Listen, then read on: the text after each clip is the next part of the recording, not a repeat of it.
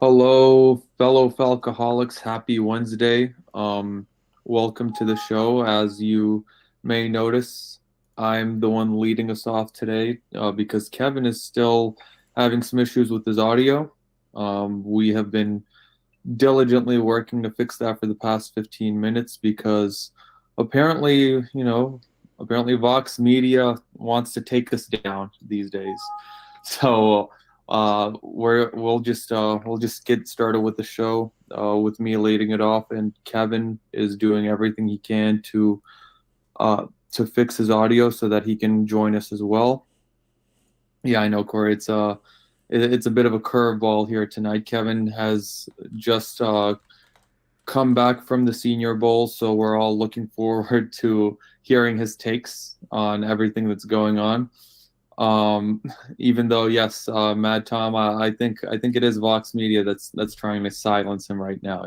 First they take away the podcast, and now they're messing with our live stream. But you know what? We can joke about it because nobody from Vox watches this show either way. So even if you did, we don't give a fuck. All right, so the Atlanta Falcons this past since we joined you guys last in the last 2 weeks, the big news has been you guys are killing me in the chat right now. The big news for the Atlanta Falcons has been the hiring of new defensive coordinator Ryan Nielsen. That comes after an extensive search and extensive interviews that the team had with massive names such as Vic Fangio, Brian Flores, Ejiro Evero from the Denver Broncos, Steve Wilkes. But at the end of the day, they landed on one of the first guys they interviewed, Ryan Nielsen, who was the co-defensive coordinator of the New Orleans Saints last year. He has some ties with Terry Fontenot from the New Orleans Saints days. He joined the Saints as a defensive line coach in 2017 after spending a few years with NC State, and before that with Northern Illinois at the college level. So he was there with Terry Fontenot, so the connection makes sense.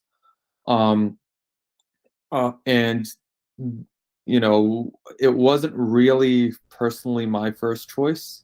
Obviously, we talked about it. I talked about the big four, so to speak, that the Falcons were interviewing. It was, Ejiro Evero was one, Steve Wilkes, Vic Fangio, and Brian Flores. Those were the four big names, the four guys who have extensive experience, either as defensive coordinators and Ejiro's. Hello, No, I'm Kevin. trying. I'm trying to talk. You keep going. They can't hear me. Uh, all right, we're testing. We're doing some We're testing doing right some now. back behind the scenes. Yeah. This is some behind the scenes stuff, and you know what we here at the Falcoholic, when we are given an issue, we we try to we try to tackle that head on. So we weren't expecting it. Oh wait, Kevin, they said that they're hearing you. Okay. Well, then that's just the program that's not reporting my audio. Then. Uh, Oh so I don't yeah, know they, if the they can podcast hear you. recording will work then, but Yeah, okay, they can hear whatever. you. Yeah. Like said, you have a hot mic right now. Be careful what you say. Okay. Well, guys in the chat, just let me know if lose contact at any point. Okay. So, um, okay, yeah. Please continue on. That was a great that was a great thing you were doing. So I think that was the first time you've ever done the show intro. So it was Yeah, overdue. It was overdue. So yeah. Actually, to be honest, we should have like done this before, just in case something like this I happens. probably should have just like tried to talk, but no, I was like, now it's working. Now it You does were appear. enthralled by my Yeah. summary of Ryan Wilson's I career. was, yeah, I was. It was excellent. It was really on point. Yes, we're definitely on point, guys. 20 minutes in here, so thank you all for putting up with that. But yes, welcome. Adnan should you should welcome me.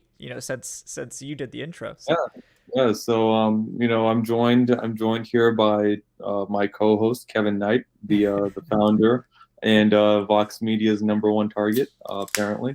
yes, Um, enemy, here at public enemy number one. Yeah.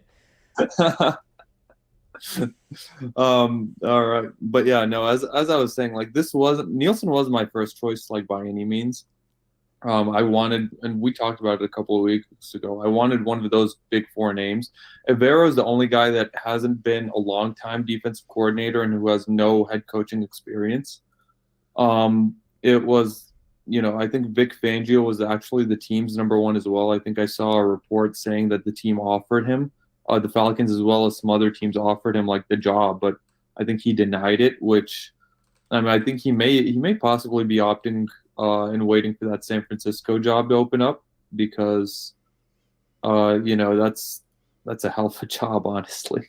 Yeah. Like I honestly, I'd rather be the 49ers defensive coordinator than the Falcons one, Who but that's just wouldn't really? I mean, that's not really much of a competition if we're being totally honest. So, but yeah, but honestly, like I'm fine. Like Nielsen was one of the good backup targets, but I'm okay with it given the fact they really wanted him. Like you can tell this was the first defensive coordinator domino to fall.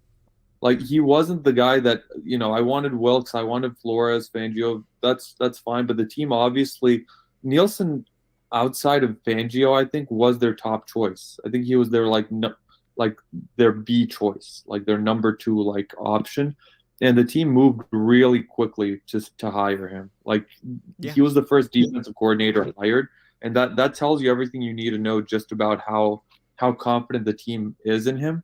And I mean, let me read you off a few of the statistics. Like the issue, the big negative here is that Nielsen's never been a defensive coordinator to himself. He's never led a defense like by himself. Mm-hmm. Last year, he was the co-defensive coordinator and the main defensive line coach. But since 2017, he's been heading the defensive line for the New Orleans Saints. And here is where the Saints, since the 2017 season, have finished uh, regarding sack rankings. So in 2017, they were seventh. In 2018, they were third. Then they were third again. Then they were seventh again. Then they were eighth. Then they were fifth. So in the last 5 seasons, the New Orleans Saints have finished top 10 in the NFL in terms of total, in terms of sacks per year. 3 of those 6 years, they finished in the top five. Overall, they've averaged 46.8 sacks per season. And since 2017, overall, the New Orleans Saints have had 281 sacks, which is good for second in the NFL over that time span. Only the Pittsburgh Steelers, who have 313 sacks, have more than them. By comparison, the Atlanta Falcons are 31st. The Falcons have 172 sacks, more than 100 fewer, just by comparison.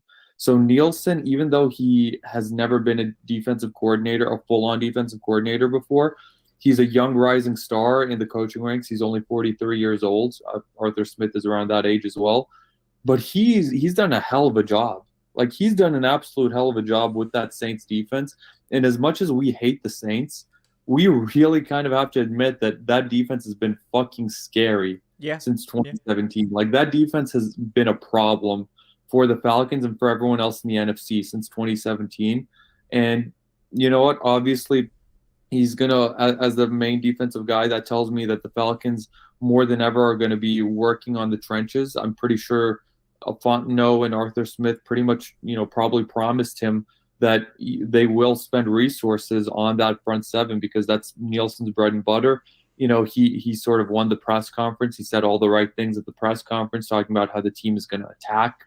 How you need to be prideful, as a team, and also he has a sick mustache when he decides to throw it out. So that's also another positive. So, I can't wait to see the great work he does with the Falcons. It helps that it weakens the New Orleans Saints as well. The Saints have lost a lot of good assistant coaches this offseason, and that team could be headed for some trouble this coming season. Right. And the better he does with the Falcons, the more it's going to sting the Saints, both him and Fontenot. So I welcome that. I think he'll do a hell of a job here in Atlanta. And you know what? This is his first real opportunity to prove himself. And if he does prove himself, a head coaching gig could be in his near future, given how quickly things flip in the NFL and how quickly things can change for guys who were assistants and how quickly they can rise up the ranks. Yeah. No, I think Nielsen was a guy that was probably better looked at by the NFL as opposed to like the media and the fans. I know he wasn't someone that was like a big name guy, and not trying to talk down to any fans, but we're all like, a lot of people are going to, gravitate towards the guys that we all know about, like Brian Flores, Steve Wilkes, Vic Fangio, these really famous, really big name coordinators who also do have, good track records of success. But I think I tweeted out like a week or two ago that I was like, I think at the end of the day, Nielsen's the one I like the best of the guys that are likely to be in Atlanta. And I still believe that. I do think that the biggest thing the Falcons needed to do was figure out a way to fix their defensive line issues. They've really never been a team that's been able to develop defensive linemen. I think that's been their biggest weakness basically since Dan Quinn took over, which is sad because Dan Quinn was known as like this defensive line coach. We know Nielsen can develop defensive linemen. Now, obviously, he's going to have bigger responsibilities than just that, but ultimately, they're probably still going to be hoping that he can help them develop the defensive line. He'll probably spend a lot of time hands-on with that unit. And, we're going to get into Jerry Gray, too, here in a little bit. But ultimately, I do think this is a good hire. I think this is signaling the Falcons are going to go towards a more aggressive style of defense than what we saw under Dean Pease, what they could have gone with the Vic Fangio. And I think there's not necessarily a right or wrong answer with scheme. It's really like, can you get the guys in the building to do it? I personally enjoy watching the more aggressive defenses, like the more aggressive blitzing, the more aggressive man coverage, like that stuff. It does lead to you getting burned, especially if you don't have the personnel. And I think we could be in for a little bit of an up and down first season with this unit as a result, as they sort of transition to getting the pieces they need to do this at a high level. When it does work, I think it's really fun. And I think it's very effective, as we've seen with the Saints. But, should we expect a miraculous turnaround just because of a scheme change? No, but I do think that the Falcons are not that far off from being ready to make, this minor. It's really more of like, I say scheme change. It's, I think the whole 3-4-4-3 thing's kind of overblown. Everybody sort of plays a hybrid these days. I think they've got the personnel, notwithstanding the fact that they had, one of the thinnest defensive line front seven groups in the NFL. So really, it's like, if they have to change, I mean, how much are they really losing? They don't really have to say goodbye to anybody. I do think, in the secondary, I honestly thought that this secondary personnel might have been better suited to man. I think AJ Terrell has a lot of upside as a man coverage cornerback. I think he was sort of being squandered sometimes when he was getting played like 10 yards off. So I'm excited to see what he looks like. And I think, it definitely leads to some interesting questions about the draft and free agency and how they target it. But I agree with you that Ryan Nielsen's not taking over this defense to let them not get at least some pieces on the defensive line. I do think that we will probably get 2 to 3 defensive line starters in free agency, whether that's edge or on the interior, and probably some more guys in the draft. I do think people should probably back off of the idea that they have to take a defensive lineman at 8. And we can get into that later when we get to the Senior Bowl. I do have a much better understanding, I think, overall of this class over the past few weeks of sort of watching more guys and getting more of a feel of things. So we could talk about that, more today and as this offseason sort of progresses. But ultimately, I think with Nielsen, I feel better about them potentially going after more project-y guys. Whereas before, I was sort of like, they need to get polished players. They need to get guys that are ready to play, because I don't trust them necessarily to develop defensive linemen, and I still really didn't. And, the fact that they went in and fired their defensive line coach and outside linebackers coach, both of those guys, not saying that they're bad coaches, but I think we all sort of saw the writing on the wall that, like, we need to do better with the defensive line from top to bottom. And I think that's definitely something we're going to get with Nielsen. Yeah. But anything else you want? Yeah, go ahead if you have anything else you want to add on Nielsen. Yeah. Oh no, like I've said, I've said it wasn't my first choice, but also I do want to just implore the fan base and just ask the fan base. Yeah, I've been seeing some comments, about it, about what a bad hire this is because it's not Brian Flores, it's not Fangio. You can disagree that this isn't the top choice, and I'm right there with you, but give him a chance. Like, definitely, it's not his fault that the Falcons didn't, do exactly what everyone wanted them to do. But just in general, even if you disagree with the decision of the organization, don't ever take it out on the person who got hired in that role in the first place. I'm just, imploring and asking the fan base to, give Ryan Nielsen a fair shake, give him a fair opportunity, and be patient with him the same way that we've been patient with Arthur Smith, the same way we've been patient with Terry Fontenot. This defense isn't going to improve. Like, it's not going to become an elite defense overnight. This isn't going to become, a top 10 sacks team overnight. This has been the worst team, in the NFL over the past 2 years. This has been a historically bad team over the past 2 years when it comes to, getting to the quarterback. So it's going to take some time, but if we see some steady improvement, if we see some improvement this year over what we saw in the last couple of years, I think it'll be a victory. And if we see more of an improvement, then this team, could compete for a playoff spot even. But give him some time. I advise not judging him until he's had at least a couple of off seasons and a couple of seasons to really put his pieces together. Yeah, I think it's going to be a process, right? They love to say that word. We all hate to hear it, but it is. It's going to take some time. Anytime you have a schematic change, a coordinator change, there's going to be an acclimation period. The first few weeks with this new defense is probably going to be kind of ugly. That's just kind of how it is. But I mean, look at the defense last year at the beginning. It was kind of ugly too.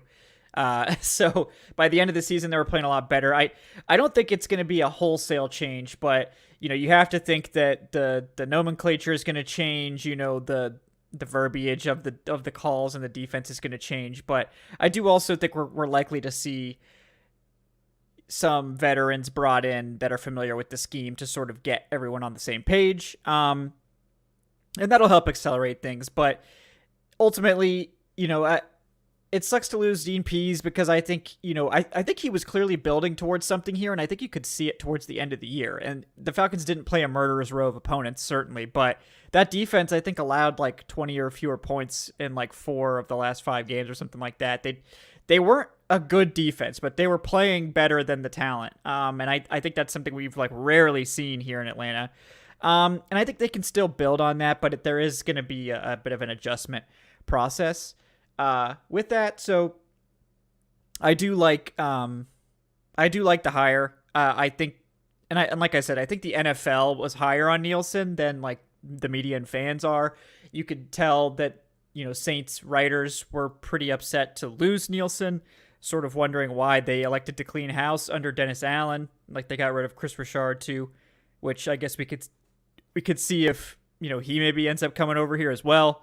But at this point, I like the hire. We'll see, what sort of other ancillary coaches they will bring in. I know they brought in like Brent Huxtable from Alabama, I guess, who's worked with a lot of these guys before as like a defensive, I think, assistant. And that's cool. I mean, clearly this guy, he has a ton of experience. I'm kind of shocked. He's an assistant coach still with how much experience he has. I think he's been like a defensive coordinator and head coach before. So just a guy that has a lot of experience to come in here with this young staff. And then the other guy to talk about is Jerry Gray, who we haven't really touched on yet, who was the guy I didn't want them to hire as a defensive coordinator, but I think as a secondary coach, he's more than proven himself as like one of the better secondary coaches in the NFL. What do you think about Jerry Gray, Adnan? Oh, I love the hire, honestly. I'm right there with you that I wasn't for it if it would be as a defensive coordinator, but as a DB's coach, he's been very, very good. Like he's been incredibly good. Like let me share some statistics about Jerry Gray's defenses since 2014. So since 24, so he was the defensive coordinator of the Titans from 2011 to 2013. From 2014 and on, he's been a defensive backs coach. First with the Minnesota Vikings through 2019, then with the Green Bay Packers the last 3 seasons. So since 2014, each of his the defense where he was coordinating has been in the top half, at the very least in the top 15 in fewest passing yards allowed. So we're looking at just passing yards because he was coaching the defensive backs. That's the most fair and accurate measure.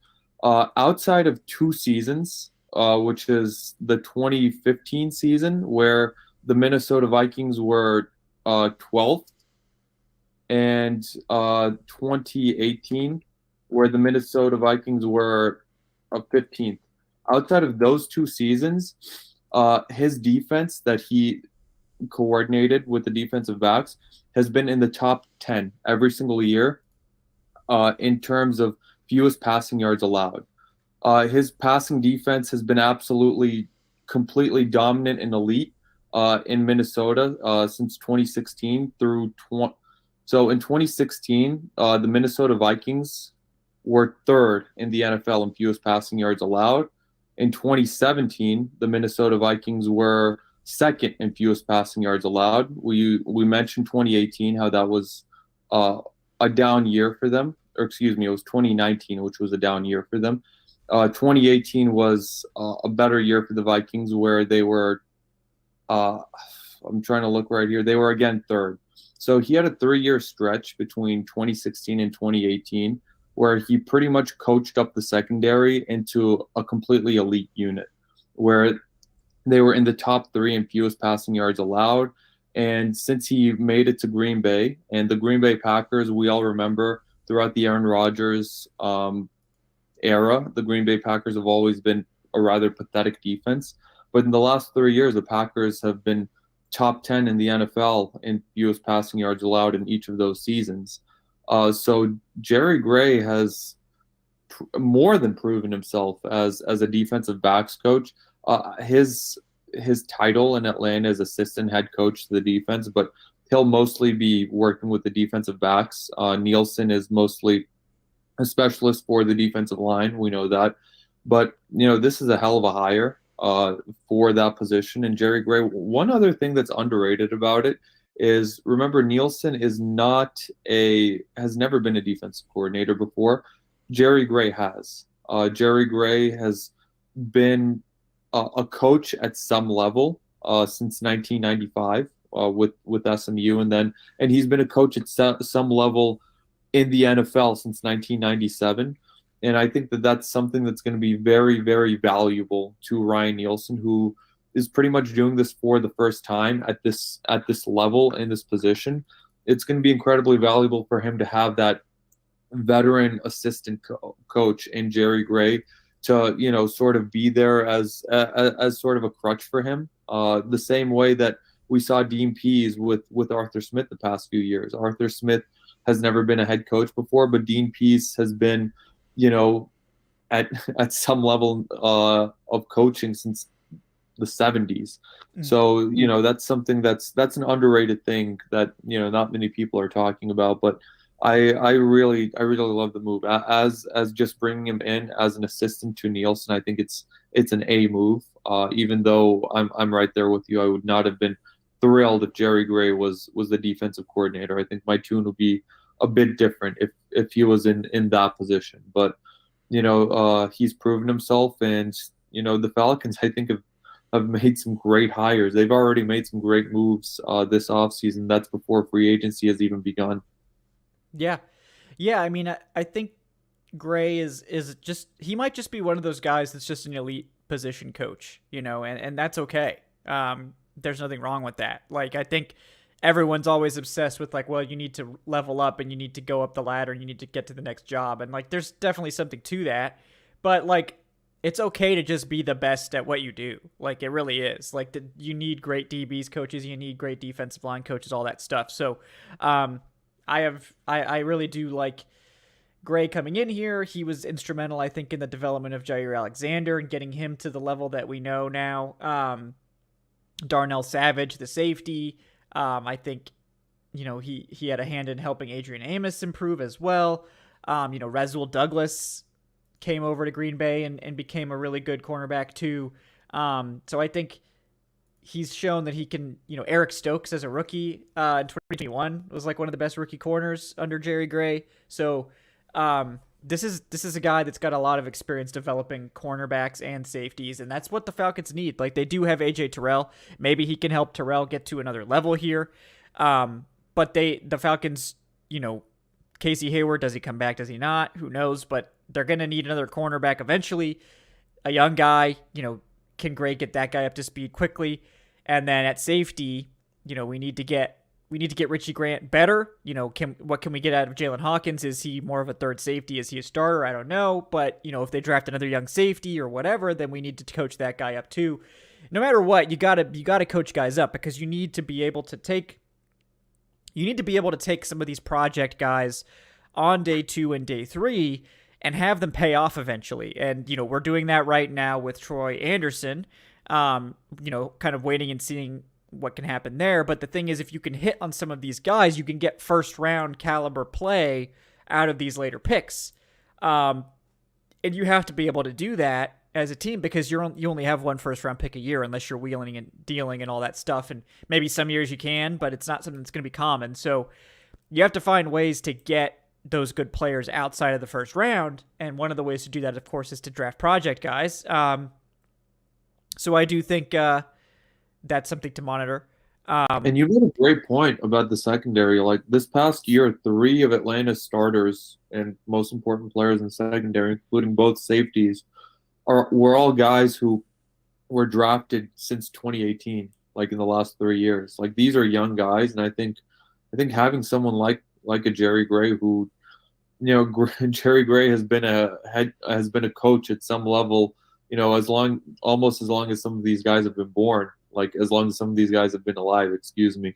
I think having him there will be, very valuable to their development as well as Coach Nielsen. So, that's another reason why this move should be praised the way it is. Mm-hmm. Yeah, and I think it could be big for the development of this young secondary. So that's definitely something to monitor. I know the Falcons did lose Charles London to the Titans for what looks like a very, very minor, like in name only sort of promotion. It sounds like he's going to have some probably bigger role in the game planning in Tennessee, like he's the passing game coordinator. So was a promotion for London. I know he was getting some offensive coordinator buzz. I'm guessing that London wants to sort of continue to raise his profile because that's what he wants to do. Don't blame him for wanting to do that. We'll see who the Falcons end up bringing in at quarterbacks coach. There's been some speculation, that TJ Yates might just move over and be the quarterbacks coach. We'll see. But I wish him well. Obviously, it's a loss. I think London was one of those ascending young coaches. So, we'll see. But I do think the Falcons are in a pretty good place with the rest of their offensive staff, that they can sort of shuffle some things around and not lose too much, and potentially bring in an outside guy that they like as well. And now that the coaching staff is more established, I think that they feel more comfortable sort of going outside their network to get guys. They're not necessarily going to completely branch off, but like the fact that they were willing to interview like Vic Fangio and Brian Flores and all these guys who Arthur Smith and company have never really worked with, I think that's a good sign that they're not going to limit themselves to guys they've only worked with in the past. So we'll see how wide of a net they cast for these other assistant coach openings, but they're going to take their time, I imagine, to find the right fits there. Yeah. Let me, before we move on to some Senior Bowl chat, getting to some of my takes there, did have a couple of questions come in from Venmo. From anonymous fans. They've requested to remain anonymous, but thank you guys for your donations to the fund. Their first question was, what do we think about a Lamar Jackson trade? And do you think he would want the number 8 from Kyle Pitts if we did land him? Because players can be superstitious about their jerseys. It's very true. So I don't know how that would go. I imagine Lamar would probably have to, give Kyle Pitts a bag, but also Lamar would definitely have the bag to give Kyle Pitts in this hypothetical scenario. So, yeah. As for the trade, you guys know my position. I went on a whole monologue on the show a couple of weeks ago, so no need. I'm not going to repeat that, but I'm in that camp for it. I don't think. I don't think Pitts would give up his jersey, and I don't think he should. I actually, this was not intentional, but thank you for the donation for the question. But this is a perfect segue for me to talk about the article I just wrote last Yeah. night Hmm. on the Falcoholic, discussing how Kyle Pitts was the top selling jersey in the state of Georgia this past year, according to Lids. Lids, who's an athletic retail company, they release their top selling jerseys in each state and overall top selling jerseys. And Kyle Pitts was number one in the state of Georgia in 2022, and he was number one in the state of Georgia in 2021, and also number one in the state of Montana in 2021. You know, that's a fun fact right there. But yeah, I'm pretty sure that it would not a lot of those people that bought the number 8 Kyle Pitts jersey probably would not be very thrilled about Kyle Pitts changing his number, and I don't think it'll be very fair to them. I think just the fact that Pitts is already, established as such uh, a great jersey seller, and the fact that he's already like been a Pro Bowler, like this isn't like Lamar Jackson's coming in and he's taking the punter's number. Like Kyle Pitts has been to a Pro Bowl, with the Falcons. So personally, I think Lamar Jackson would probably maybe he'll change his name to like number 18 or something like that. Yeah, or but just with like 1 or something, maybe. I don't know, but yeah, I mean, one is a sick jersey, honestly. Like yeah, number 2 is off limits in Atlanta, obviously, yeah, but yeah. yeah, 1 would also be a hell of a jersey. But yeah, it's I don't think that Kyle Pitts is going to change his number in any Probably circumstance. I don't think Yeah. he should. Yeah, maybe. Hey, maybe we give Lamar Jackson number 7. Who knows? Just really, yeah. I mean, I thought about it, but I was gonna let you say it. So, yeah. But I at this I'm point, pretty sure Mike Vick will be okay with it. Well, no, yeah, then you have probably. to put young boy Kuda to sign off on that one. But That's it's true. easier That's to get a true. kicker to change it. Yeah, But probably. yeah, Q would probably my take the bet would be bag. Yeah, number 18. Yeah, my bet would be number 18. yeah. But no, I mean, I don't think that. At this point, I think the Lamar trade is pretty unlikely still, like 5% or less. But if it becomes, if we get to the point where Lamar officially is on the trade block, like that it's actually happening, we'll get into Lamar more. I think we've sort of covered it at this point, but if it starts to be like heating up, like he is going to be traded, then of course I think we'll pick it back up. But at this point, especially given take what you will from it, the articles today that came out with Arthur Blank sort of praising Desmond Ridder and feeling confident in him and all that stuff. I think that that's honestly, like no, like what's Arthur yeah. Blank supposed to say? Oh no, Right. we're looking to move on to a new quarterback. Exactly. So until Lamar is like actually going to be traded, we'll probably stick with it being a very low chance. But we'll see. Also, they ask, what do we think about a couple of nicknames for players? Okay, so for Tyler Algier, they've got the Van. I don't know. That's interesting. I assumed like because he runs everybody over.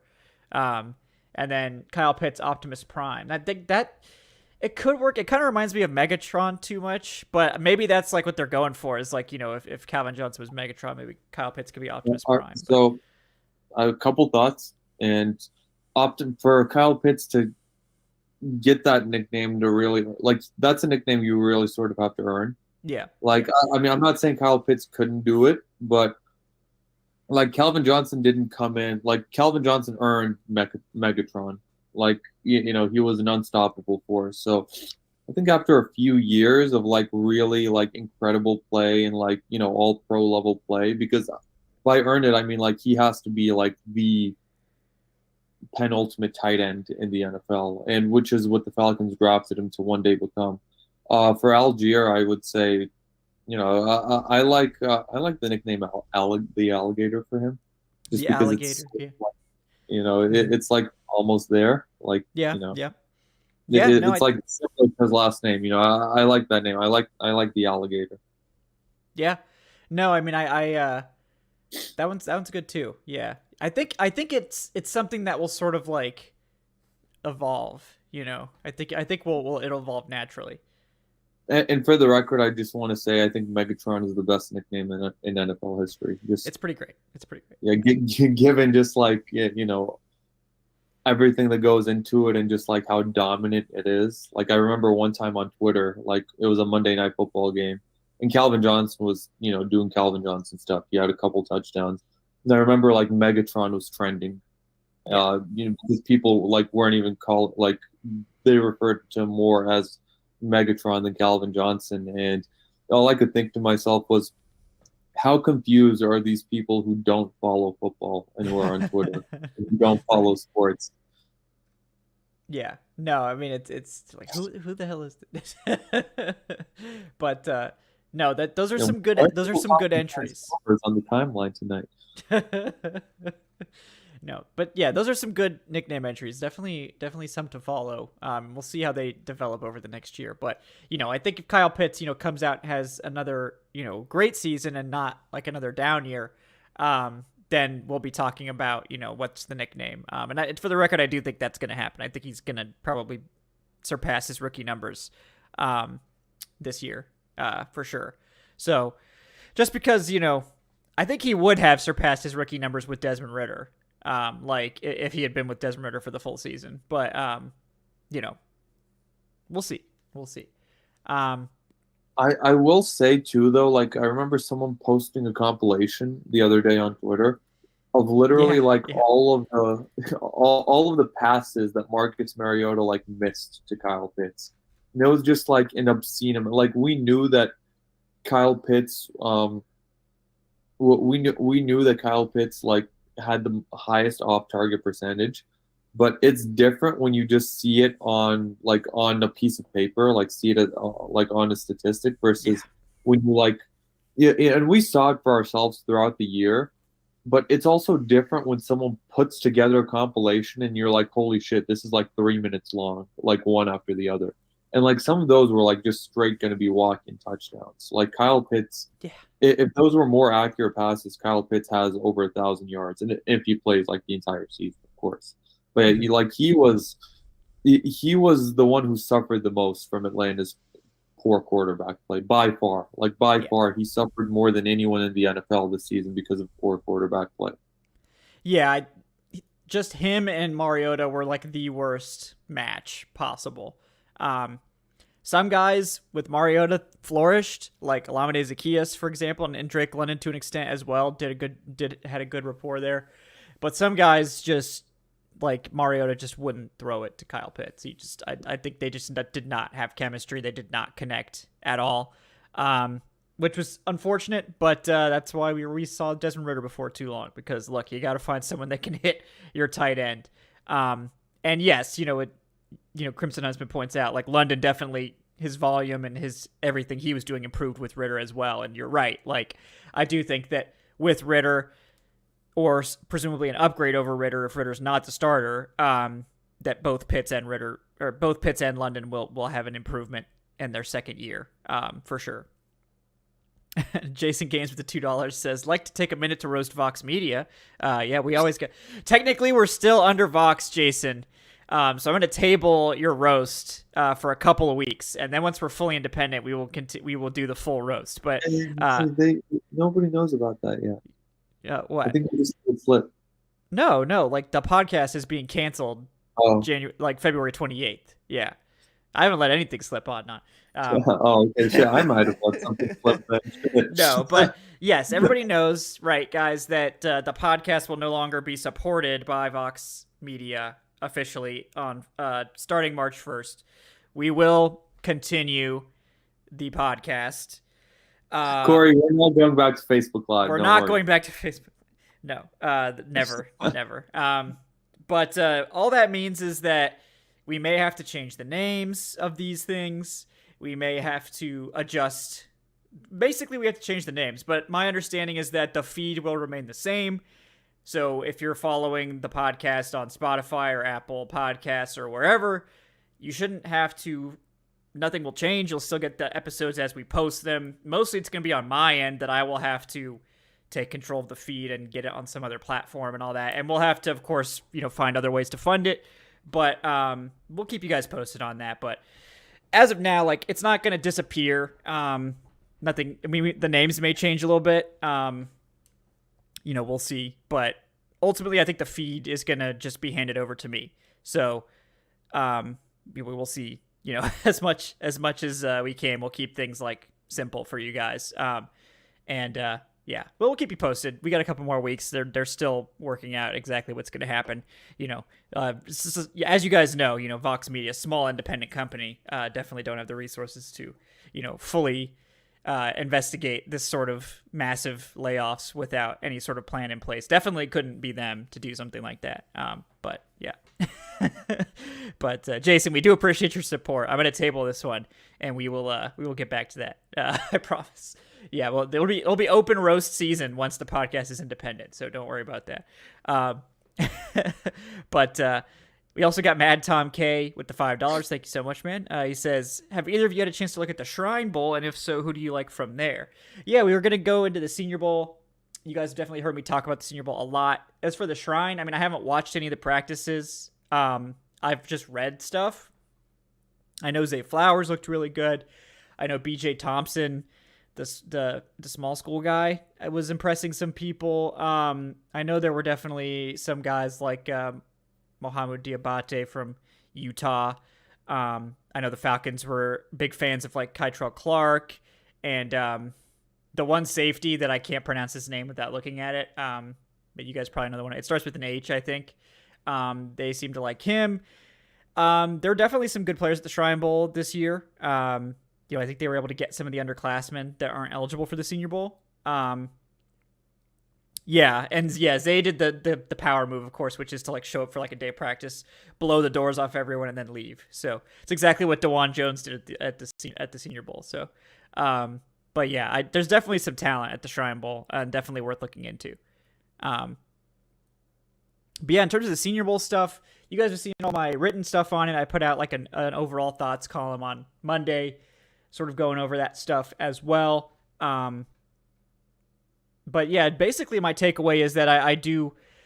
It's a very deep class. I'm not sure that this is a very top-heavy class, and particularly on the defensive line.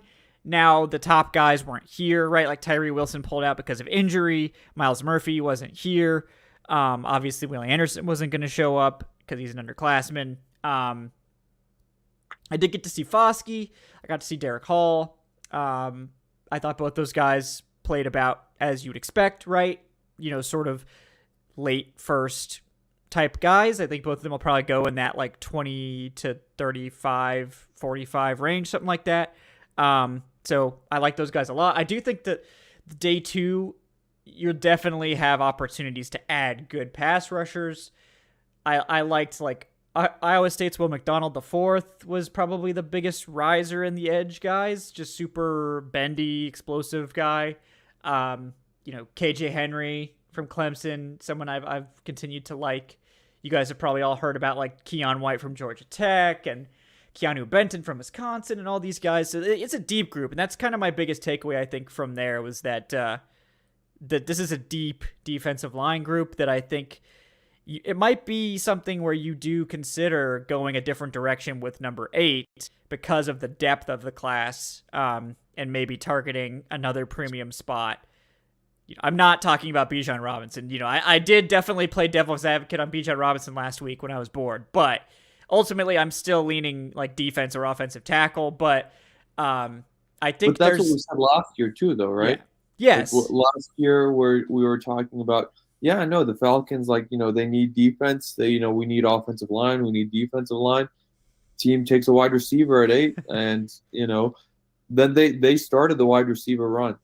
I'm not saying that Bijan Robinson is the correct pick, but I am saying that knowing the track record 2 years in for Arthur Smith and Terry Fontenot, they don't care about positions. Like they have been proved. They proved both of the past 2 years that they will go BPA no matter what the position is. 2 years ago, the team needed everything. They took a tight end at pick number 4. Like we thought for sure it was going to be one of those quarterbacks. They take Kyle Pitts. last year, we think that we know that it's going to be the defense, or we assume it'll be the defense or offensive line. Team goes wide receiver. So they have a track record. And if Bijan Robinson ends up being the name at 8, we know that that will be the BPA, the best player available. And I won't be I won't be as shocked. I won't let them shock me as much as they have the past couple of years. Yes, and that's what that's what I was trying to do with my tweet. That's what I'm trying to do by bringing up Bijan now, and I think you as well, Adnan, is that I learned my lesson last year. I was adamant that it wouldn't be Drake London, and I was wrong. A lot of people were wrong, and I'm just trying to tell you that we don't know who they're going to take at 8. It absolutely could be Bijan, because I don't know why they would take him off their board. Like, I know fans and media are sometimes obsessed with this notion of like you can't take running backs high, but I don't really like it. It's an individual team thing. Like some teams, I'm sure, like probably the Eagles, we know they're big on positional value. Some teams, I'm sure, do subscribe to that philosophy of like we have firm rules about what positions we take, where we don't take non-premium positions high. But also, I just want to state, Bijan Robinson isn't your regular run-of-the-mill running back. Like, he is maybe the most special running back we've seen since Todd Gurley. And, he doesn't have the knee issues that Todd Gurley had, both in Georgia and later on in the NFL. Like, Bijan Robinson this isn't your run-of-the-mill running back, is all I'll say. Like, he looks like he's a generational running back. Yes, and the other thing about Bijan is I wouldn't just look at him as a running back, because as a pass catcher, he can be a slot.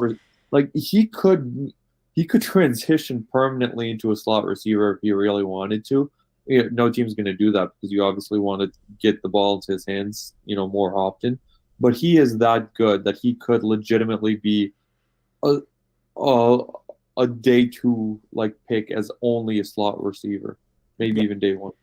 No, and I think a lot of people think of Bijan and they see Todd Gurley, and Todd Gurley is a really good comp, but I think how I view him more is Deebo Samuel. I think obviously Bijan's more of the running as opposed to Samuel, who I think is probably the better receiver, but they're not, in terms of an offensive weapon, a guy that's going to take a lot of carries for you, but's going to play receiver too. And you look at what the Falcons do with Cordarrelle Patterson. Why would you think that they wouldn't be willing to use Bijan in that manner? That's clearly what they wanted to do with Patterson. Patterson's starting to slow down a little bit, and Patterson, to his credit, has really evolved as a running back. Still not the best, actual wide receiver. I think he's a much better running back. Whereas I think Bijan has a higher upside as a receiver and higher upside as a running back, to be completely clear. And it doesn't, I think, and this is just a devil's advocate thing for Bijan. We're not really saying we need to go draft Bijan, we're not but pounding our fists saying, oh yeah, we need to take Bijan. I don't think either of us would actually even do it, but we're just saying that if the team does do it, don't be surprised, and don't be upset. You can be upset all you want, but Bijan Robinson and Arthur Smith's offense would look so fucking good too. Well, this is an offense.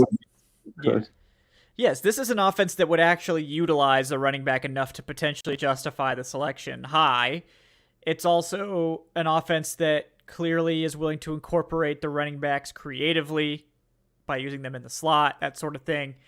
And as much as it is, Tyler Algier is certainly capable of being the running back 1. I think we all know that. But who's the running back 2 right now? Cordarrelle Patterson. Okay, yes. For one more year. For one more year, we have Cordarrelle Patterson. Maybe one more after that if he wants to come back. But at that point, he'll be 33, 34 years old, and that's almost unheard of running back age. Patterson has also had a track record the last 2 years of breaking down late in the season. Yes. As much as people don't really want to admit it, and as much as it sort of gets ignored, Patterson has looked really bad each of the last 2 years down the stretch, last 3 or 4 games. His efficiency completely falls off a cliff. He goes down more on first contact. Patterson has also never really had as many touches as he has with the Falcons the past couple of years. And we saw him both years. Like he starts out like up here, and then as the season goes along, he just starts, breaking down more and more. And especially in the last 3 games of both the past 2 seasons, he's completely fallen off a cliff. So I would not They do need a running back. Yeah, they do need. I would not completely rely on the Algier Patterson tandem. Like that, this team, even if they don't get Bijan Robinson, even if they don't take him at 8, this team still needs another veteran running back, another guy to add to that committee. Caleb Huntley did a great job last year, but we don't know if Huntley's going to be ready for the start of the season. He had an Achilles injury, and we don't know how good he'll be after that injury. That injury normally derails a lot of running backs, like even after recovery. We thought it would be Damian Williams last year, but Damian Williams went down with that rib injury after the first drive, and then we, sort of never saw him again. But this team definitely needs another running back, and I would really, really appreciate it if we did not, give Cordero Patterson as many touches early on in the season as we have the last couple of years, and I don't think we will because of Algier's presence. But I would much rather use Patterson as more of that chess piece, around the formation, more like, one play he could be in the backfield, the next play he could be in the slot, the next play he could be, out wide, and use him more so like that instead of just running him into the ground, because that's what's happened. If you give him too many touches, he will break down. And the fact that he's older now than he has been the last couple of years, that doesn't help matters at all. Yeah, and it's like if Algier stays healthy, then that's great. Obviously, that's the ideal scenario. But like running backs get hurt. We see this every year. It's one of the most injured positions. So you got to have guys on deck.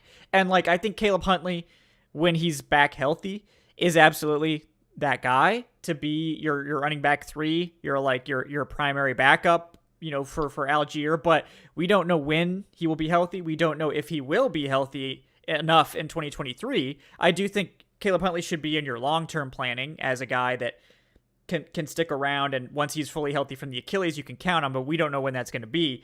So, they do need another running back. I can't be talking myself into Bijan Robinson. They need another running back. It doesn't have to be Bijan. Certainly. It would be fun. Like, don't get me wrong. Like, it's a fun pick. Is it the smartest pick? That's a whole other conversation. But it needs to be at the very least. I think if you see them in free agency sign a veteran running back, then that'll probably tell you that Bijan probably isn't on their periphery. But if they go through all of March, without signing anyone, this isn't like a certainty that they will take Robinson at 8. But I think the chances of that happening are higher than we'd expect if their depth chart at running back is the same going into the draft as it is today. Yeah, and it's such a deep it's every year. It's such a deep running back free agency class. Hold on. Sorry, I didn't want to blast the microphone with my sneeze. Yeah. It's a really, really deep running back free agency class, and it always is. But they could easily go out and add, one of Kareem these. Hunt. Right. Jamal Williams. Yeah. These are Josh Jacobs maybe. I mean, I don't think that, they'll be in the market given how much Jacobs. I don't think it's going to be one of those premier, Raheem expensive Mostert, guys. Right. These are all really, really good running backs. I'm looking at the list right now. These are very solid. From the Bengals, I mean. Yeah, absolutely. Jerick McKinnon maybe. Yeah. Matt Breida. Madison he's from the Vikings. Southern guy. Yeah, Alexander Madison. He never really has had a chance to sort of. Wilson. All of these guys will be, good, cheap options. Damian Harris, Devin Singletary. I don't expect them to go out and get Saquon. No.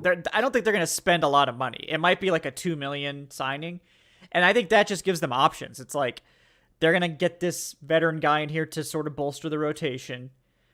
And maybe they get to 8 and they don't like what they see and they take Bijan. Maybe they get to 8 and they like what they see other places and they take that player instead. Maybe they take a running back, on day 3 or something. Because there's a lot of good running backs, like at the Senior Bowl. I mean, I watched a lot of good guys, right? Like Chase Brown from Illinois, I liked a lot as like a home run hitter type of guy. Roshan Johnson, the other Bijan, the guy behind Bijan, he was really good.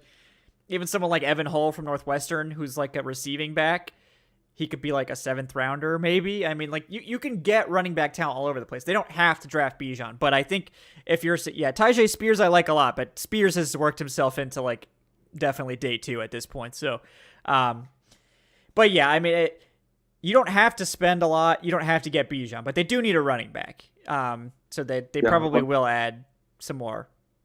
Yeah, so for the record, before people start running with this narrative that that we want Bijan, neither of us are saying draft Bijan, but we are saying get a veteran running back for this running back room and for this depth chart, because I personally do not want Cordero Patterson setting a career high in touches again. Yeah.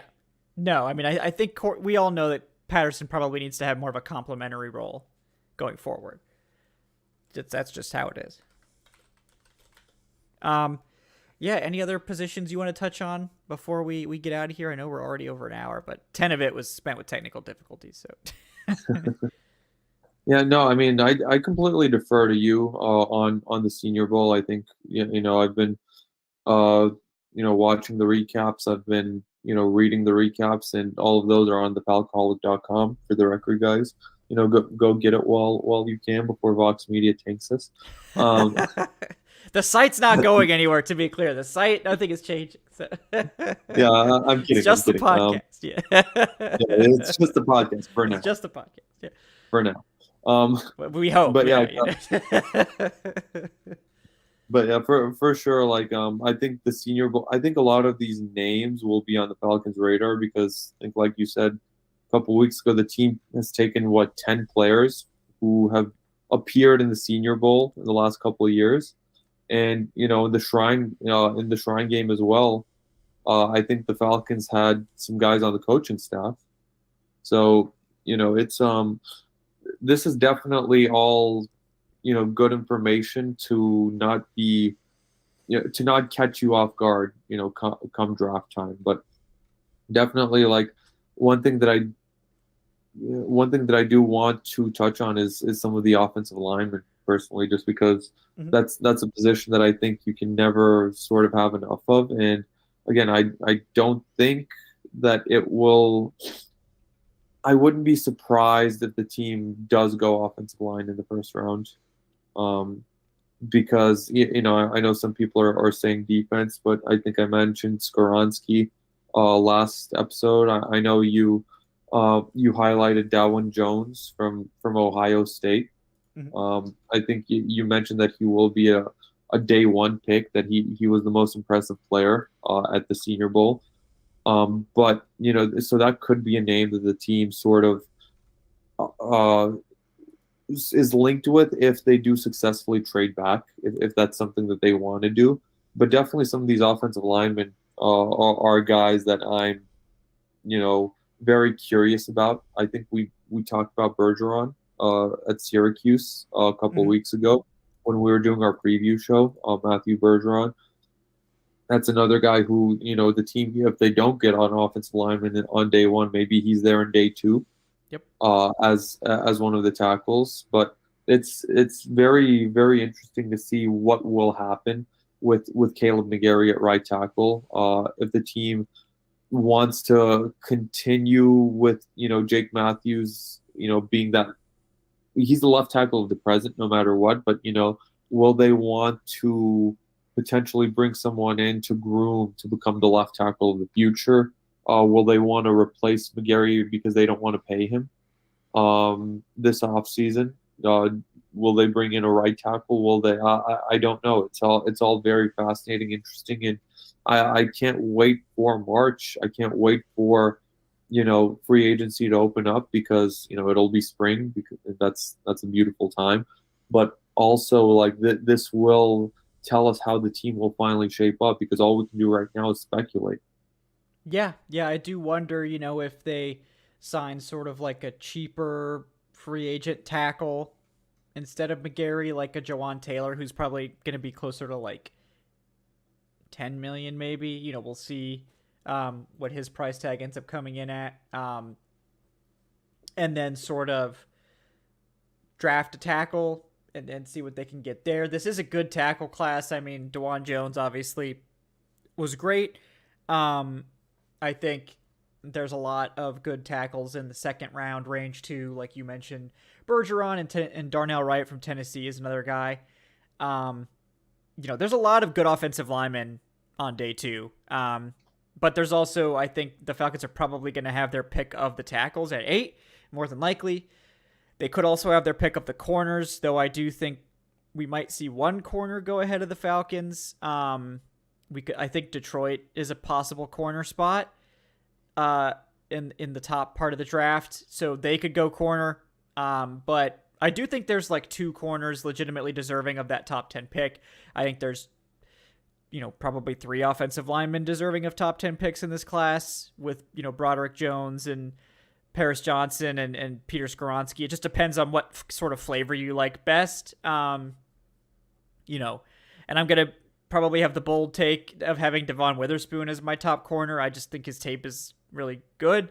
But I think Christian Gonzalez will probably get drafted first because it's obvious, right? I mean, he's 6'2" and crazy athlete, as opposed to Witherspoon, who is like 6 foot and a good athlete. But, Gonzalez has that, Jalen Ramsey sort of kind of crazy ceiling. So wouldn't surprise me at all to see Gonzalez go first. But either way, like I think if Christian Gonzalez or Devon Witherspoon is there at 8, I definitely would consider that a lot for the Falcons as well. Yeah, and for the record, I saw a report that Jawan Taylor, the Jags right tackle, is expected to command at least $15 million a year from the Jaguars in the re-signing. So don't think that Caleb McGarry isn't seeing that. No. I definitely think that he'll be looking for something in the same range. So if the Falcons aren't comfortable giving him that sort of long-term money, then I could definitely see the team going, maybe right tackle in the first round and, sort of saving that money, on McGarry and just wishing him well and taking that comp pick, which will probably be a third or fourth rounder next year. They probably won't get it. That's the problem, is they're going to sign so many free agents, they're not going to get the comp pick. Yeah, that's true.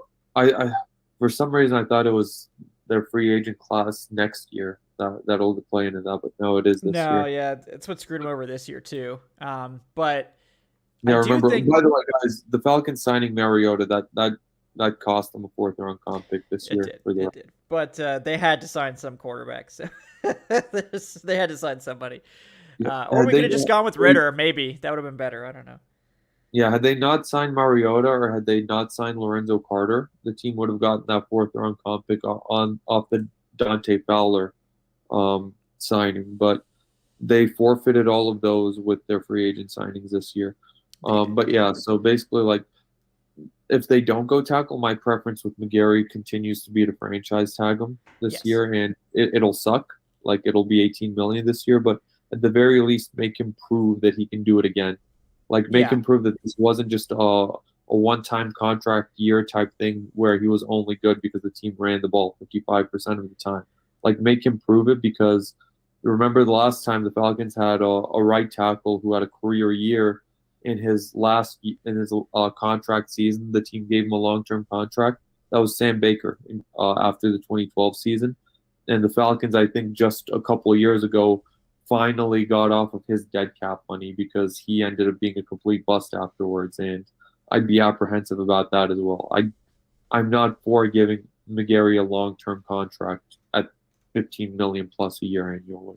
Yeah, I do think the most likely scenario is that they tag him and they're going to go into the draft, and if they have a tackle they like there, they probably take him. and maybe they trade McGarry at that point. Maybe they rescind the tag and let him walk. Maybe they just keep him and see what happens. But I don't think he's gonna walk. I think I find that hard to believe because now if they could get the comp pick, I think they would let him walk. I think they would really consider that. But they're not gonna get the comp pick. They're gonna sign way too many free agents. So they need to make sure they're getting something for McGarry. They have the money to tag him comfortably. Like, they can afford to tag him and hold him through the draft. No problem whatsoever. They can do cap machinations with Chris Lindstrom's Chris Lindstrom's contract instead. And they could take Chris Lindstrom's cap hit down a bunch if they wanted to. Right now it's $13 million on the 5th-year option. They could probably reduce that to like $6-7 million if they wanted to play games with it, or they could just, make it bigger, whatever, and front load it. But the point is they have so much money that they could play games with this. Like, they could tag McGarry, hold on to him, see if they get a tackle they like in the draft, and then trade him later, trade him during the season if someone has a tackle injury. Start McGarry, make this other tackle your left guard or whatever for a year, and then let McGarry walk next season when you're able to get the comp pick. They can play games with it because they have the money. If they were a team like, the Panthers or the Bucks or the Saints, who are negative in cap space, they can't afford to just pay somebody $18 million, sit them on their roster until the draft, and then maybe move on. Like, the Falcons can definitely do that. So yeah, and Blake, to answer your question, there is no other candidate for the franchise tag this year other than McGarry. Like, the other Falcons free agents aren't very high profile. Like, the Falcons are in a good spot where almost all of their players are all signed or all locked in for next season. I think the team already has 56 roster spots filled, like 58. A ridiculous. They have 58 players signed. Yes. Yeah, so it's like free agents, like, impact. There's a bunch of them, but none of them are like big. Like Lorenzo Carter, Zacchaeus, Isaiah Oliver, Rashawn Evans. Like, these are guys who you probably want to bring back, re-sign, but none of those guys are really needle movers where you're like, oh, the Falcons can't lose him. Demir Bird, Anthony Ferkser, tight end super weapon Michael Pruitt. I'm sure the team will want him back. Yes. Because he proved to be the best receiving tight end on the roster with Desmond Ridder last year. The new unicorn, yeah. Yeah, the new unicorn, Michael Pruitt. No, in all seriousness, I do want Michael Pruitt back. I think yes, for sure. And I think Arthur Smith is right. They're gonna make that happen. They don't have to skimp on like the tight end 2 anymore. They could pay the tight end 2 a couple $1 million now. So yeah, Keith Smith. Keith Smith, maybe. Bradley Pinion, punter. Let's go. Yeah, Bradley Pinion, give him $4.5 million this year. Everybody gets a bag now, so yeah. But like what you're saying is true. Like, none of these guys are going to break the bank except for McGarry, so they can hand out a few mil to the guys they want, let the rest of them walk. But none of these guys are worthy of a tag other than McGarry. So yeah, and the Falcons will clear a lot of cap space. First of all, yes, they'll save 14 mil by cutting Mariota. Like, that's happening, or is it 12 mil? Like, I think it's 12. It's 12, and then they could save another 5 if they do cut Casey Hayward. But that's basically most of it. Like, I don't know if they want to do that, but they can also manipulate because Lindstrom's going to get an extension. Yep. Like, exactly. So Chris Lindstrom, if they can minimize that cap hit this year if they want, and then really like go balls to the wall when it comes to free agency. But or like you mentioned, maybe they front load his deal. Maybe they give him a very large cap hit up front because they have all that money now and they don't really have to worry about it later on, about kicking the can down the road. But I think that Lindstrom is going to be so good for so long that you can comfortably give him, a short contract right now, and then in the future when you do need that money in a couple of years, just extend him again. Yeah, you can. Absolutely. Like, you can do anything you want with Lindstrom's contract. You can get more money now, or you can front load it and get you more money later. And, it sounds like we're going to see the cap continue to rise at a similar rate to this year, which was a lot. Like, it was like 15 million or something like that, I think. Or maybe it was even close to, it was a little bit less than 20 million. I think it was like 18 million it went up. So that year over year growth, is significant. That's going to help. which is why teams like to backload, right? Because they're sort of depending on the cap going up every year. But the Falcons can sort of get ahead of that also by front loading some contracts like Lindstrom's. So we'll see. We'll see if they elect to do that or not. Yeah, and I mean, they did that with Matthews. What I just meant, I'm sure it wasn't the same regime right away like it was last year, but with Matthews, they, gave him that extension in 2018, this $72.5 million contract, and then before his contract, expired, they gave him another extension. I think it was last offseason, where they kind of spread that cap hit around, and and the reason why you can do that is because you're expecting Matthews to be here for the life of his contract because he is, he has been that consistent. And, maybe in his last year in 2026, when you can save, $16 million, you can maybe part ways with him if you do have that replacement or if his game does fall off. But with Chris Lindstrom, like he is in his prime right now. Like Chris Lindstrom is going to be, an Atlanta Falcon for, I think, the next decade. Easily. Yeah. Like, how old is Chris Lindstrom right now? He's 26. I'm trying to look. He's 26. So like at that position at guard, like he can easily play at a high level, like into his mid 30s. Oh yeah, no. He's 20. He's currently 25. He'll be 26. Yeah, this will be his age 26 season. So yeah, like literally for the next 10 years. Oh yeah, 5-year deal. He'll be 31. So, I mean, he could get another extension easily. So yeah, but John Barnard, like, please don't have Arthur Blank come out and announce he'll be a Falcon for life. Like that already blew up. Yeah, I think he's learned his lesson, Adnan. I think Arthur Blank is actually a smart man, and he's learned his lesson. I hope that he learned his lesson last year also. Look, all I want to know is I wish I could be a fly in the room when Thomas Dimitroff heard the news that Arthur Blank went to the media and said Julio is going to be a Falcon for life. It's like you just took away your team's entire leverage with that one. Yeah, that was not great. It was not great, Arthur. But apparently Arthur does watch this program and read all of our stuff. So we don't want to slander the man too much, Arthur. I think you're doing a good job. Yeah, no, I definitely. Great owner, 100%. Come on the show whenever you want. Yes, Arthur, please. Yeah, that would be fun. Be really fun. Yeah, we will have we're Brett Jukes, who is a friend of the show officially. Like he talked to us last year at training camp, and he said that Arthur Blank does enjoy the programming and he enjoys the article. He apparently really enjoyed the sacrifice articles. Which he does enjoy the sacrifice articles. Yep. So I'm glad Arthur Blank has a sense of humor, which I think you desperately need if you're going to be in this business. So good for him. But yeah, Adnan, anything else you wanna to discuss before we wrap up here? Yeah, Mad Tom K just said Arthur's not coming unless the chat's muted. I'll mute the chat for that one. Yeah, I'm sure Arthur Blank has seen it all, if we're being completely honest. But if we bring him on in like the off season somehow, it'll be like, people are going to be like, or enough of this, let's get to the mock draft. Let's get to the draft. Oh, Arthur Blank, boo! Where's the mock? Yeah. Yep. Ridiculous, but we love you guys. We love the back and forth. We love the constant, chatter for mock drafts. Speaking of mock drafts, I'll have a new mock draft coming out on Friday, so you got that to look forward to. If you're a patron, you could have seen the picks early in the community Discord server, which the link is, of course, right there, approximately, on the screen.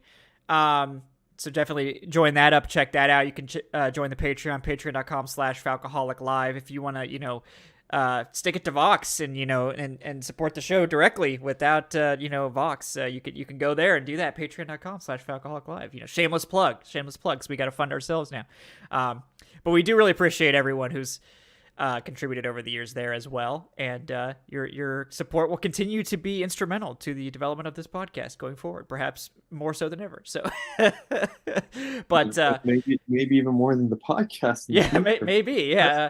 So, given how Vox is moving these days, shit. We're just holding on for dear life here, folks. But we're flying by the seat of our pants. We're just having fun. But we do appreciate everyone for joining us tonight. Adnan, Ikic is my co-host. Actually, he is the host tonight. Thanks for doing the intro. We got to let you do the intro more often. You nailed it. But at Say Which Way, anything you're working on you'd like to plug? Thank you, sir. Yeah, I think I did it earlier in the episode. Just that Jersey article on Arthur Smith. It goes into depth. It shows who the number one player was in each state. Lids does a really cool job with that, and it was really fun to write up, and it was really fun to see the comparison of jersey sales and popularity this year versus last year. And shout out to the state of Georgia for even in a rebuild, this is a Falcon stronghold continuously. So even after the departure of popular players like Julio Jones and Matt Ryan, it's still really, really great to see that the fan base is still all in on this team, even though this team has, been shit the past 5 years. The fan base is still all in. Kyle Pitts is still the most popular jersey, unlike in places like North Carolina where it's Dak Prescott. So, I don't know what the hell Panthers fans are doing up there, but, a lot of closet Cowboys fans. A lot of, apparently. Yeah, so yeah. Well, which jersey are you going to buy for the Panthers on? They just traded Christian McCaffrey, That's so a real good point too. Like yeah. Christian McCaffrey was the top seller in 2021. Like to be fair, I don't even know who I would trust to buy because they DJ just cleaned Moore? house. Yeah, DJ Moore maybe. Probably more. Maybe J.C. Horn. Yeah, like Brian Burns. Yeah. Well, he almost got traded, Yeah, like the J.C. Horn jersey would, that would be cool, for a Panthers fan for sure. Yeah. But yeah, I mean, like it's Dak Prescott though. Like in North and South Carolina, like what are you doing? Also, Cowboys fans are everywhere. Yeah. Also, what shocked me was it was number one in Wisconsin, Justin Fields. It's probably because everybody already has Aaron Rodgers jerseys. They don't need any more. Yeah. Yeah, that's what I figured. But I mean, still, it's like a lot of Bears fans up in the Cheese State. So that's that one was the most shocking to me. Yeah, for sure. It was interesting to see that particular result. But that's a fun article, guys. Definitely go check it out on thefalcoholic.com. Yeah, and for the Mac Jones, I think, or Delaware was, I think, Mac Jones. Maybe I could be wrong on that one. Yeah, I right. Someone asked what Delaware was. Mm-hmm. Yeah, Mac Jones, I think, was what it was. Yeah, New York, of course, is Josh Allen. Could have told you that. But yeah, no, it's Justin Fields in a lot of states is the top. Wait. It was Dak Prescott in Delaware as well. Actually. Oh, that's right. Oh yeah, Dak. Yeah, they're all those tiny little states up there. Yeah, it was Dak Prescott. Yeah, so yeah, it was fun. It was a fun thing. It was a fun thing to analyze for sure. Yeah. But yeah, so yeah, definitely check that. I break it down with a lot of the information. I don't see Marcus Mariota on here. Ooh, yeah, not even in Hawaii. Yeah, know, it was right? George Kittle. Yeah. You would never guess, given the Mariota stands in our mentions this year. You would think that they were everywhere. Yep. All right, guys. Well, like I said, Kevin Knight at Falcoholic. At Falcoholic. Kevin is me. You can follow the show at Falcoholic Live. For now, whatever the name ends up being. We will endeavor not to change the name much, but we may have to contractually slightly change the name. But like I said, if you listen to the show, you will be the first to know of any changes that will occur on or around February 28th. But we appreciate you guys sticking with us through this transition, dumping. I mean, I don't know what the hell to call it, but we're just happy you guys are here. You're what we care about. We will figure out a way to make it work going forward. Really, I just want them to give me a firm answer so I can start doing something. But, whatever. But anyway, guys, thanks so much for watching. We will be back next week for another Falcoholic Live on Wednesday at 8 p.m. Until then, guys, enjoy the Super Bowl, which we didn't even mention at all because, Yeah, holy shit. This was the show before the Super Bowl. We didn't even, but nobody's here talking about the Super Bowl. Nobody here cares about the Super Bowl. The Falcons aren't in it. We don't care. we talked about the Senior Bowl, not the Super Bowl, Yeah. and Nobody we even talked asked any Super Bowl questions in the chat. Like, I yeah, like that's what I'm saying. Nobody cares. Nobody cares. Holy shit, the Super Bowl's on Sunday. All right, well, Yeah. let's get our picks. Well, what's your pick? I'm gonna go Eagles just because of George. I need George to get that mental win. Yeah. No, that would be a mental catastrophe for George. He wasn't allowed to bet on it. If he was allowed to bet on it, then yeah, sure. But yeah, I think it would be worse if the Eagles do win it, and he's like, I could have had that this. would be crushing. Yeah, that's true. But I actually do think the Eagles will win. But Yeah, it's gonna be really close. I'm going Chiefs. I can't bet against Mahomes. Yeah. At the very least, when he has his offensive line intact, unlike a couple years ago. That's true. Yeah, I mean, I usually make a point of not betting against the Chiefs. I almost did when I was waiting to see if Kelsey was going to play, and then I was going to take a friendly wager with one of my friends because I don't actually bet on games. But once I heard Kelsey was playing, I was like, nah, I can't. Because if I was actually betting on it, I probably wouldn't bet on the favorite. But, I do think that the Chiefs have an excellent chance. But this Eagles team kind of feels like a team of destiny a little bit. So we'll see. Travis Kelsey, John, because it was for the Chiefs. But, because if Travis Kelsey doesn't play, that's like a whole, serious thing. Travis Kelsey is so good. And also, Pat Mahomes, a high ankle sprain, and he's doing all that. Like, are you kidding me? Yeah, it's completely nuts. That shouldn't be a thing. Like, that shouldn't be possible, what he's doing on a high ankle sprain. I can only imagine what drugs they pumped into him to bring him back into quarter after that Jaguar the Jaguar. But, like, that was fucking nuts. Like, Pat Mahomes is – personally, I think Mahomes is on another level compared to these other quarterbacks. Like, Josh Allen's legit. He's elite. Joe Burrow's elite.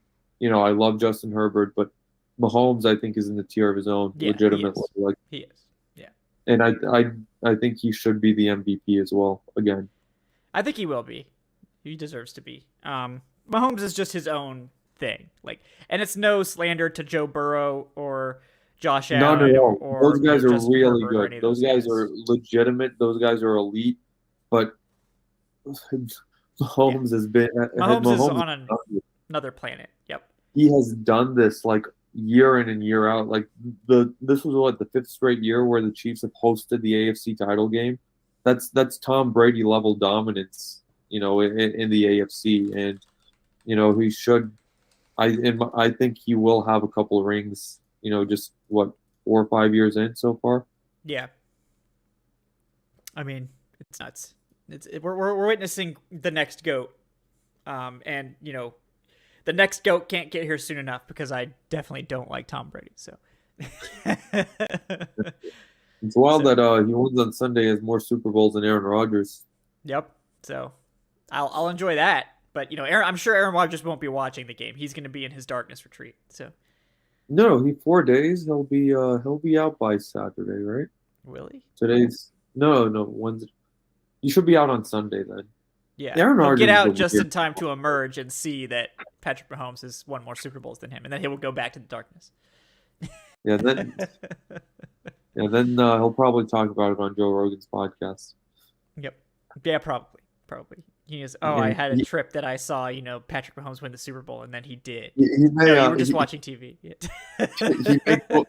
may quote MLK again. Like, who knows? Yeah. You never know.